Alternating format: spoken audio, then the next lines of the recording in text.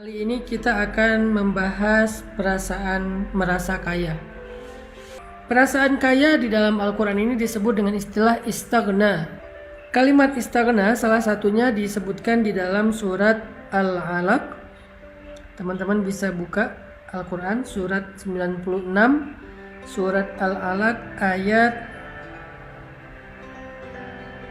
6, 7, dan 8. أعوذ بالله من الشيطان الرجيم بسم الله الرحمن الرحيم كلا إن الإنسان ليطغى كلا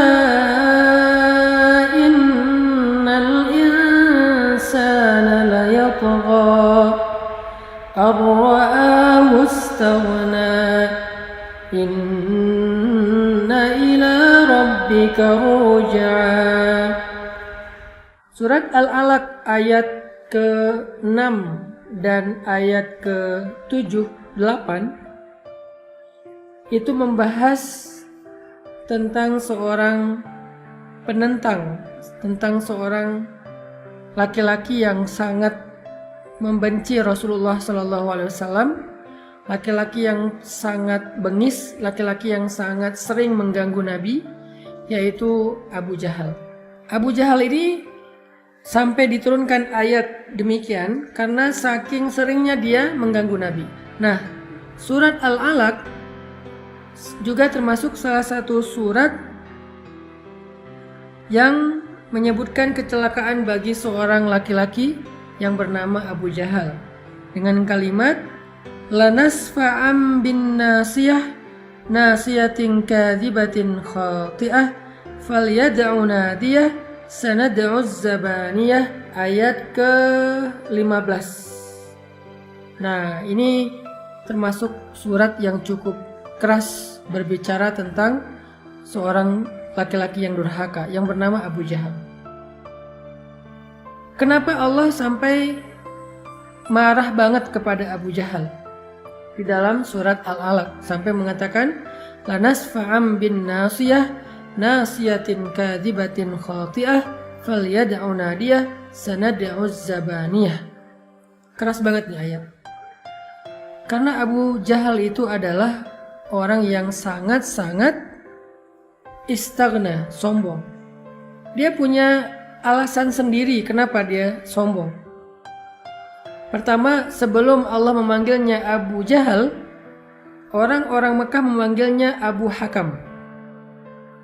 Arti Abu Hakam itu orang yang banyak ilmu, orang yang nasihatnya didengar, orang yang panggilannya, seruannya diikuti, orang yang keberadaannya ditunggu, orang yang marahnya dihindari, orang yang hartanya dibutuhkan, orang yang jabatannya paling tinggi.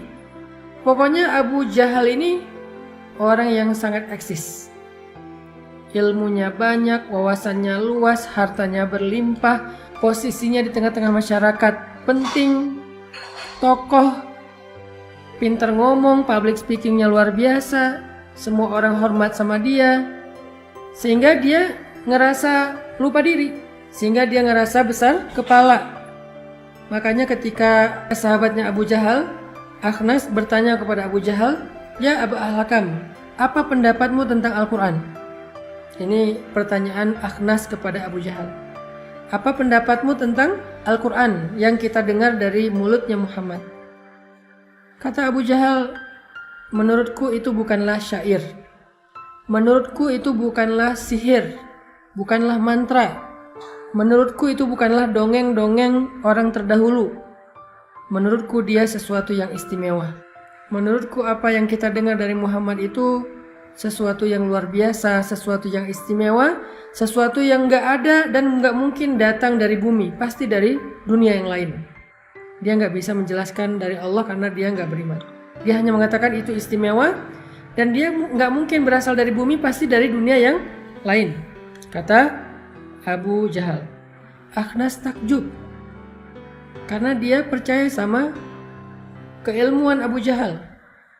Dia percaya dengan omongan Abu Jahal yang memang punya wawasan yang sangat luas. Sehingga kalau kata Abu Jahal itu bukan kata-kata manusia, itu nggak mungkin diucapkan oleh manusia, maka pasti itu sesuatu yang luar biasa. Sehingga Akhnas bertanya kepada Abu Jahal, "Wahai Abu Al-Hakam, kalau menurutmu itu adalah kalimat yang baik, kalimat yang istimewa, lalu kenapa kita tidak ikut saja kepada Muhammad? Kenapa kita nggak ikut seruan Muhammad? Kenapa kita nggak masuk Islam?" Abu Jahal memerah wajahnya.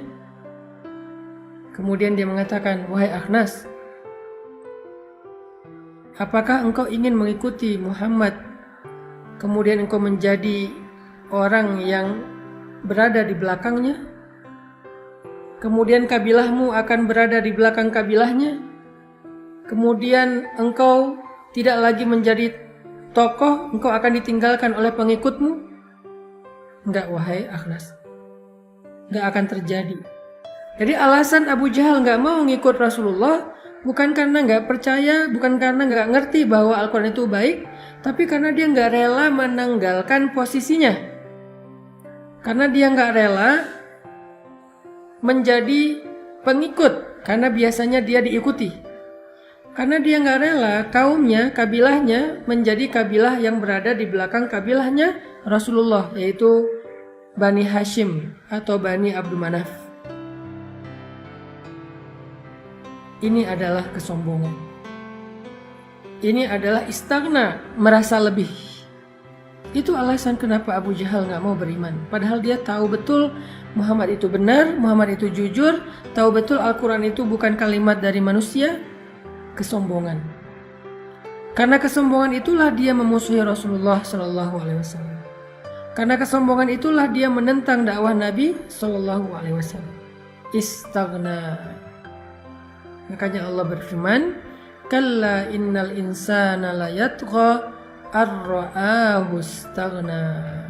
Sungguh manusia itu melampaui batas, artinya durhaka, menentang kebenaran ketika dia merasa dirinya lebih, merasa dirinya serba cukup, merasa dirinya hebat. Allah marah kepada Abu Jahal. Kenapa Allah marah kepada Abu Jahal? Karena masyair, perasaannya yang salah. Bukan karena perilakunya dulu, perilaku belakangan. Nomor satunya karena perasaannya. Apa perasaan yang dirasakan oleh Abu Jahal? Perasaan sombong, perasaan hebat, perasaan lebih, perasaan gak butuh, perasaan ego, perasaan gengsi, merasa dia punya wawasan lebih daripada Muhammad, merasa pengikutnya lebih daripada Muhammad, kekayaannya lebih daripada Muhammad, lebih senior daripada Muhammad, pokoknya ngerasa lebih aja. Ngerasa punya segalanya dibandingkan dengan Rasulullah SAW. Itulah perasaannya Abu Jahal. Maka coba kita jadikan ini sebagai renungan untuk kita bersama. Apa alasan kita untuk menolak sebuah nasihat? Apa alasan kita untuk menolak masukan dari orang lain? Apa alasan kita untuk nggak mau berteman dengan seseorang? Apa alasan kita untuk menolak lamaran seseorang? Apa alasan kita untuk menjudge seseorang? Apa alasan kita untuk memarahi seseorang? Apa alasan kita untuk merendahkan seseorang? Kalau alasannya karena kita merasa lebih hebat dari orang lain, merasa lebih keren dari orang lain, merasa lebih kaya dari orang lain, merasa lebih tahu daripada orang lain, maka itu adalah kibar, sombong. Apa alasan kita mendebat orang tua kita? Apa alasan kita menolak nasihat dari ibu dan ayah kita? Apakah kita merasa lebih tahu dari mereka? Apa alasan seorang istri nggak mau menerima nasihat dari suami? Apakah dia merasa lebih soleha karena udah lebih sering ngaji daripada suami? Apa alasan seorang suami merendahkan istrinya? Apa dia merasa bahwa dia yang udah nyari nafkah sehingga dia lebih mulia daripada istrinya? Apa alasan orang tua menzolimi anaknya? Apa dia merasa udah punya jasa lebih kepada anak itu? Pokoknya siapapun dia, ketika dia merasa punya kelebihan dibandingkan orang lain yang membuat dia jadi merendahkan orang lain, maka kalla innal insana la yatgha ar-ra'ahu istaghna. Sombong. Apa kata-kata iblis? Ana khairum min khalaqtani min nar wa khalaqtahu min tin. Aku lebih baik daripada Adam. Engkau ciptakan aku dari api dan engkau ciptakan dia dari tanah. Sedangkan api lebih mulia daripada tanah menurut iblis. Ditambah lagi dia ngerasa udah ribuan tahun beribadah bersama para malaikat, lebih senior daripada Adam. Kok tiba-tiba Adam yang jadi pemimpin, Adam yang jadi khalifah? Kenapa saya harus menjadi pengikutnya Adam? Saya lebih senior. Kenapa saya harus menjadi pengikutnya Adam padahal saya lebih baik? Merasa lebih. Bedanya dosa Adam dengan dosa iblis, Adam dosanya maksiat, iblis dosanya sombong. Nanti kita bisa lihat itu pada diri para sahabat. Teman-teman kalau baca sejarah sahabat, kan rata-rata sahabat yang masuk Islam itu dulunya di masa jahiliyah mereka orang-orang yang banyak dosa kan? Ada yang peminum dulunya, ada yang pezina dulunya, ada yang pembunuh dulunya, ada yang durhaka kepada orang tua dulunya, ada banyak macam-macam dosa, ada yang syirik juga dulunya. Umar itu dulu pernah bunuh orang, Umar itu dulu minum, Sa'ad bin Abi Waqqas dulu riba, Khalid bin Walid dulu pembunuh, Amr bin As dulu riba juga. Banyak dari mereka yang punya masa lalu dosa-dosa besar. Dan sebagian besar mereka emang syirik, kecuali beberapa orang doang yang hanif. Khadijah hanif, Ali hanif, Abu Bakar hanif. Tapi yang lain-lain pernah syirik, pernah menyembah berhala, pernah datang ke dukun, pernah membunuh bayi, perempuan, pernah menyiksa budak, pernah minum, dan seterusnya. Tapi kok bisa akhirnya mereka mendapatkan hidayah? Karena hati mereka baik, karena hati mereka bersih dari sombong. Sehingga ketika mereka mengetahui kebenaran, gak ada yang menghalangi mereka untuk masuk Islam. Sedangkan Abu Jahal, sedangkan Walid al-Mughirah, sedangkan Umayyah bin Khalaf, sedangkan Abu Lahab, tokoh-tokoh ini kenapa gak masuk Islam? Sedangkan anak mereka masuk Islam. Anak Abu Lahab, anaknya ada yang muslim, terutama yang perempuan. Abu Jahal, anaknya mujahid, pembela Nabi dan syahid insya Allah, namanya Ikrimah. Walid, anaknya Khalid. Umar bin Khattab, bapaknya juga kufur, anaknya menjadi seperti Umar, hebat, pembela Nabi. Kenapa anak-anaknya pada masuk Islam, dapat hidayah, sementara ayah mereka mati dalam keadaan kufur? Kenapa? Karena dosa-dosa Umar dan teman-temannya ini bukan sombong. Dosa-dosa mereka lakukan karena mereka nggak paham. Setelah mereka tahu kebenaran, maka nggak ada penghalang mereka untuk masuk Islam dan memeluk kebenaran itu. Sedangkan yang tua-tua, tokoh-tokoh, Abu Jahal dan yang lain-lain, mereka sombong. Walaupun mereka udah tahu kebenaran, kesombongan menghalangi mereka untuk mengakui kebenaran itu dan mengikutinya. Itulah bedanya Adam dan iblis, atau Umar dan Abu Jahal. Jadi Umar adalah orang yang pernah berdosa di masa lalu tapi dia nggak sombong. Abu Jahal adalah orang yang menolak kebenaran karena dia sombong, merasa nggak butuh kepada Allah, merasa nggak rela untuk menjadi pengikut Muhammad karena dianggap lebih junior, karena dianggap kabilahnya lebih kecil daripada kabilah Abu Jahal sendiri. Renungkan ini dalam kehidupan kita sehari-hari. Jangan sampai kita punya perasaan sombong kepada manusia, apalagi kepada Allah. Salah satu bentuk kesombongan kita kepada Allah itu adalah ketika kita berhenti berdoa. Bukan doa-doa yang berat, doa-doa sehari-hari aja. Kita makan, nggak memperhatikan doa makan. Di situ udah mulai ada rasa nggak butuh kepada Allah. Kita ngerasa baik-baik sajalah, nggak akan ada masalah, makan juga makanan yang sehat. Kita nggak butuh dilindungi oleh Allah dengan makanan itu. Bilang Bismillahirrahmanirrahim. Kenapa? Karena kalau saya nggak bilang bismillah, berarti saya nggak minta perlindungan Allah. Nanti setan ikut makan bareng saya. Nanti kalau keselak ada masalah, nanti dalam tubuh saya makanan ini bisa jadi penyakit. Ada sombong, nggak merasa butuh lagi sama Allah. Apalagi kalau kita udah merasa punya banyak ilmu, baru juga dikasih ilmu sedikit oleh Allah tentang masalah gizi, baru dikasih ilmu sedikit oleh Allah tentang masalah bisnis, baru dikasih ilmu sedikit oleh Allah tentang masalah psikologi, udah merasa pede, nggak lagi merasa butuh sama Allah, nggak mau lagi menggunakan Al-Quran sebagai panduan hidup. Huwa a'lamu bikum idh ansha'akum minal ard wa idh antum ajinnatun fi butuni ummahatikum, kata Allah. Dia udah ngerti banget tentang kalian. Sejak kalian diciptakan dari tanah yaitu Adam, atau sejak kalian menjadi janin di dalam rahim ibu kalian yaitu kita. Dia tahu tentang kalian zahir dan batin, termasuk jiwa kalian. Sehingga kalau ada yang bertanya kepada kita tentang penyakit jiwa, penyakit mental, harusnya dia kembalikan kepada Allah yaitu Al-Quran. Innal insan khuliqa halu'a, idza massahu syarr jazu'a, wa idza massahul khair manu'a. Manusia itu diciptakan dalam keadaan labil, keluh kesah, bipolar. Kalau lagi manik, wah senang banget. Tapi kalau lagi down, keluh kesahnya sampai mau bunuh diri, kata Allah. Terus solusinya apa? Nah, giliran solusi, kadang kita merasa lebih tahu dari Allah, sehingga ketika diingatkan dengan ayat-ayat Allah, dengan frame agama, dengan konten-konten agama, kita merasa sombong untuk menerimanya, merasa kita lebih tahu daripada nasihat-nasihat ulama. Enggak, Allah sendiri yang bilang solusi dari bipolar, solusi dari skizofrenia, solusi dari penyakit mental amradul qulub adalah zikir. Ala bi dzikrillah tatmainnul qulub. Bukankah dengan mengingat Allah hati menjadi tenang? Udah zikir Ustadz? Belum. Ada orang yang merasa punya ilmu sains sedikit, penjelasan ilmiah tentang kejadian-kejadian semesta.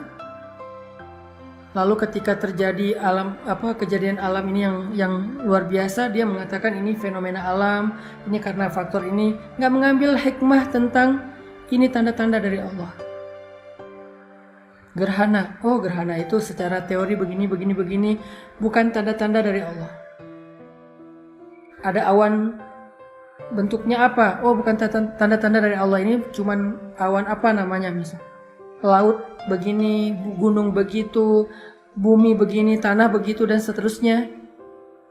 Bagus, semua penjelasan ilmiah itu penting, tetapi nggak boleh putus di situ aja. Harus dinaikin lagi satu tingkatan, yaitu tentang belajar iman. Karena kalau ilmu nggak membuat kita lebih yakin kepada Allah, itu namanya wawasan. Saya bukan bilang nggak penting mencari ilmu, penting banget. Sains itu bagus, penting.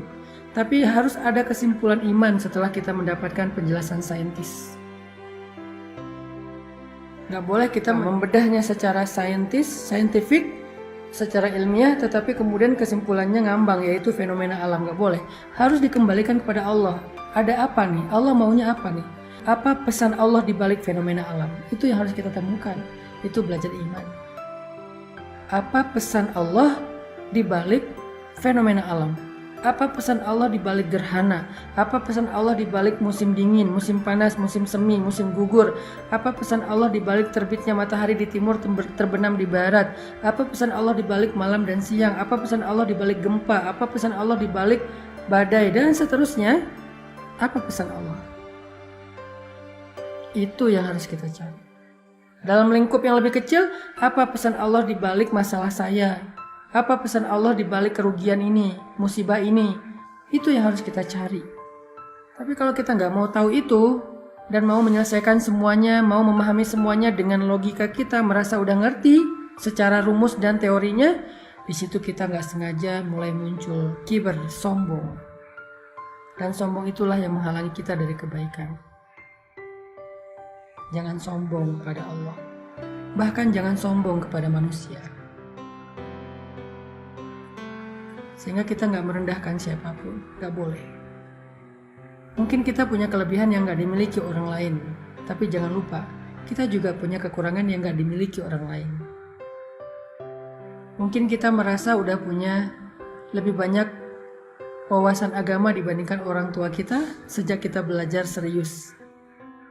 Tapi jangan lupa, bisa jadi ibadah orang tua kita lebih banyak daripada kita yang cuma punya wawasan dan ilmu, karena dia udah lebih senior dan lebih banyak beribadah daripada kita. Makanya ada nasihat dari ulama, kalau kita melihat orang yang lebih tua dari kita, lihatlah bahwa dia lebih banyak beribadah daripada kita.